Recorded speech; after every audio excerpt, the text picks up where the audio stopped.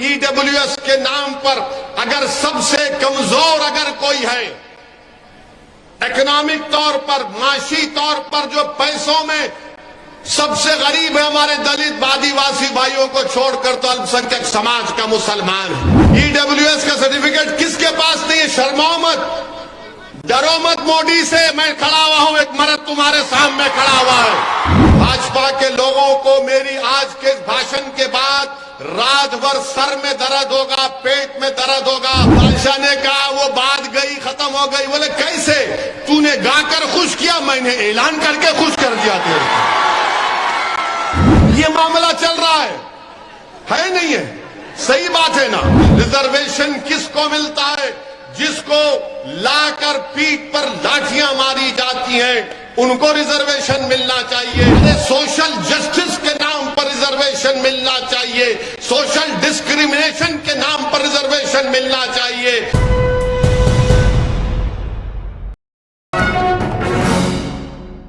उससे लोग पूछते हैं कि ओवैसी तुम जज्बाती तकरीर करते हो। मैं मिसाल देकर आपको बता रहा हूं अपने दलित भाइयों को, आदिवासी भाइयों को और ओबीसी भाइयों को। ये दो बॉटल आपके सामने है, ये दो बॉटल आपके सामने है। ये एक बॉटल में शेड्यूल कास्ट भाइयों को मिलेगा 17% और शेड्यूल ट्राइब भाइयों को शायद 7% मिलेगा और ओबीसी भाइयों को 27% मिलेगा इस एक बॉटल से। और इस बॉटल से 10% हिस्सा मिलेगा अपर कास्ट के लोगों को, इकोनॉमिक वीकर सेक्शन ग्राउंड के नाम पर। अब गुजरात के दलित भाइयों को, आदिवासी भाइयों बहनों को और ओबीसी के हमारे जिम्मेदारों को सोचना है कि एक बॉटल से 3 लोगों को अपना हिस्सा मिलना है और मोदी सरकार ने एक बॉटल से 10% इकोनॉमिक वीकर सेक्शन के नाम पर रिजर्वेशन दे दिया। अब आप बताइए कि कौन आपका हमदर्द है? कौन आपसे आपका हक छीनना चाह रहा है? और इसीलिए मैंने उस वक्त पार्लियामेंट में कहा था कि कानून बाबा साहिब अंबेडकर के ख्वाबों को चूकनाचूर करेगा। यह कानून भारत के आईन के ऊपर एक फ्रॉड है और इसी कानून को सुप्रीम कोर्ट ने पास किया, अपहेल्ड किया। और सुप्रीम कोर्ट के एक जज साहब ने, जिसका नाम जस्टिस पारदीवाला साहब है, उन्होंने पैराग्राफ नंबर 185 पर लिख दिया कि इस कानून को जो मोदी सरकार ने बनाया, मुस्तकबिल में पूरा रिजर्वेशन खत्म हो जाएगा। Caste based reservation will go away. तो मैं हमारे भारत के दलित भाइयों बहनों से, गुजरात के दलित भाइयों बहनों से, आदिवासी भाइयों बहनों से, ओबीसी समाज के तमाम भाइयों और बहनों से अपील कर रहा हूं, अब आपको फैसला करना है। अगर आप भाजपा को वोट देंगे तो याद रखिए मुस्तकबिल में कास्ट बेस्ड रिजर्वेशन खत्म हो जाएगा। मैंने पार्लियामेंट में भी कहा था, आज भी कह रहा हूं, भाजपा के लोगों को मेरी आज के भाषण के बाद रात भर सर में दर्द होगा, पेट में दर्द होगा और सुबह से टीवी चैनल पर जाकर इनके तोते बैठकर मेरे खिलाफ बोलते रहेंगे कि ओवैसी ने जो कहा वो गलत कहा और झूठ कहा। मैं भाजपा के तोतों से कहना चाहूंगा कि तुम मेरे खिलाफ जितना बोलना चाहे बोल लो। मैं ये मिसाल दे रहा हूं 2 बोतलों की, अगर ये सच है या नहीं है बता दो। जस्टिस पारदीवाला साहब ने जजमेंट में जो बात कही वो सच है या झूठ है बता दो। भाजपा का क्या मौकफ है? अरे हजारों साल से दलितों पर जुल्म हुआ। रिजर्वेशन किसको मिलता है?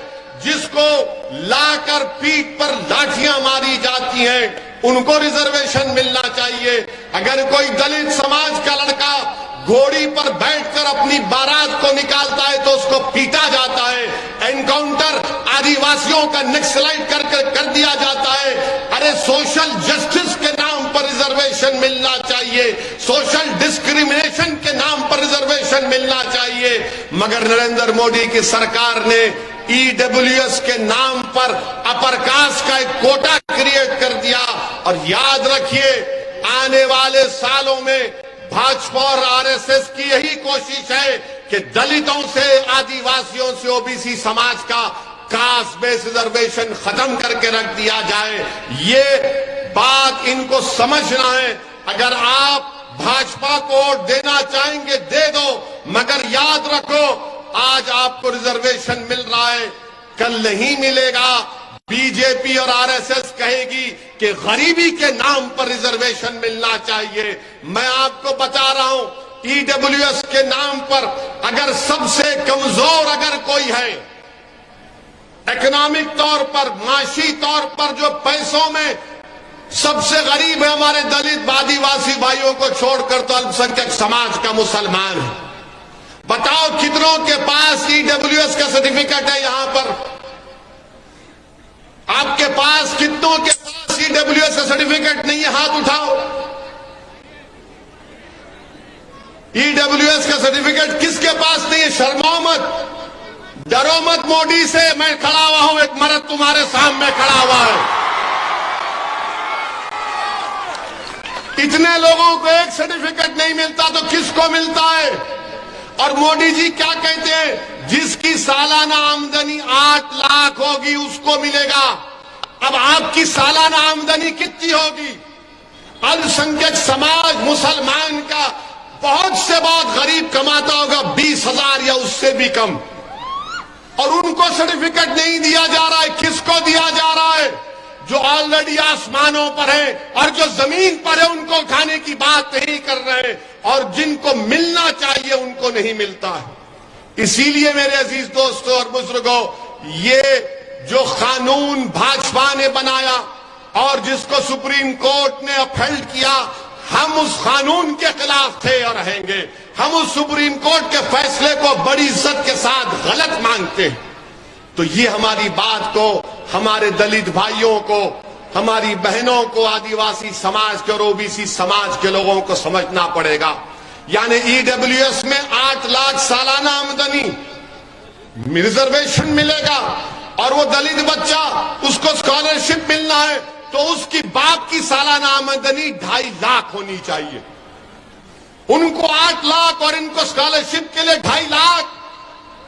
और मोदी जी गुजरात में आके बोलते मैंने गुजरात को बनाया, मैंने गुजरात को बनाया। मैं तो कहूंगा मोदी जी आपने सबको बना दिया,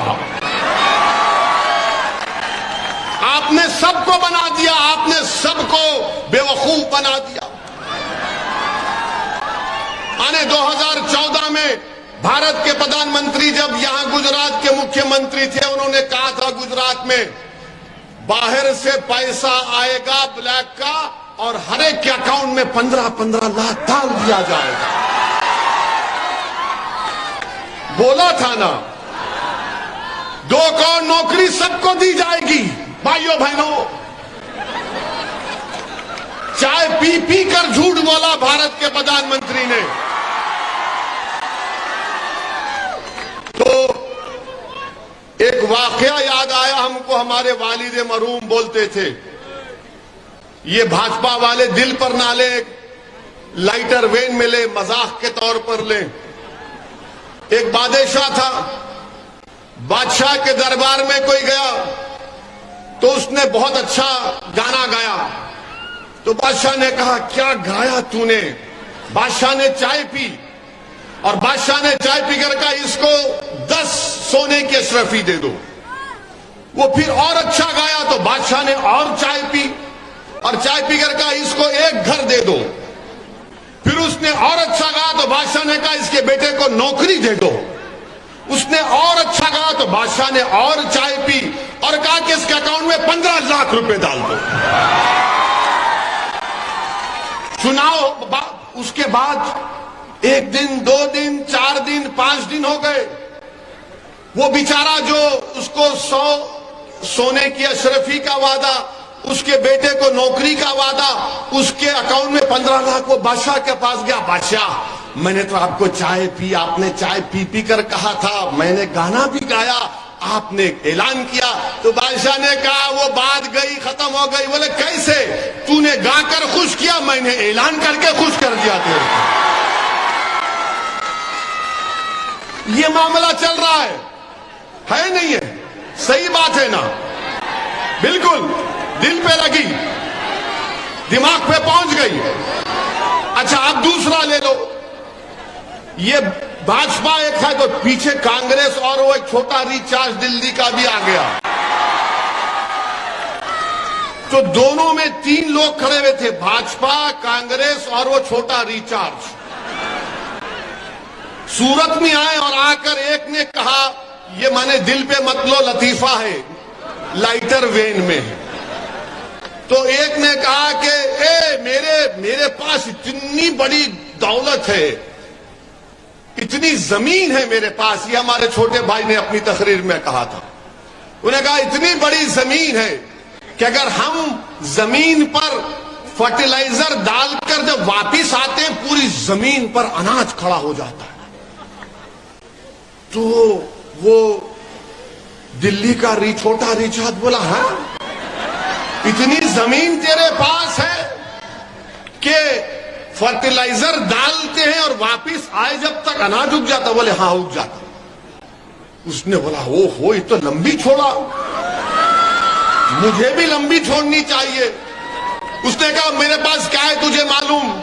तो बागपाल ने पूछा क्या है तेरे पास? बोले मेरे पास इतना लंबा बंबू है कि अगर हमारा दिल नहीं बहलता तो हम एक गांव के तारे को खींचकर सूरज पूर्व में लाते हैं, और जब उसका दिल नहीं भरता तो उसको भरूच में लेकर जाते हैं उस तारे को। तो कांग्रेसी ने पूछा ये बता कि वो बंबू तू कहां रखता? तो उसने कहा तेरे बाप के घर में रखता हूं। अरे ये क्या है? गारंटी कार्ड दे दिए। गारंटी कार्ड से क्या होने वाला है? 2017 में कांग्रेस ने भी किया था ना, ऐलान किया था, लंबी लंबी लाइन थी, घर ना हो घर, किया था ना। कहां गई कांग्रेस? अब ये छोटा रिचार्ज आके बोल रहा है वो, अरे क्या कर रहे हैं? कब तक जनता को आप धोखा देंगे? अरे प्रधानमंत्री बन गए, मुख्यमंत्री से प्रधानमंत्री बनकर 8 साल हो गए, 15 लाख छोड़ो 15 पैसे अकाउंट में नहीं आए। प्रधानमंत्री बन के 8 साल हो गए, नौकरी नहीं दिए। अब कह रहे हैं कि मैं 2024 तक 10 लाख नौकरी दूंगा।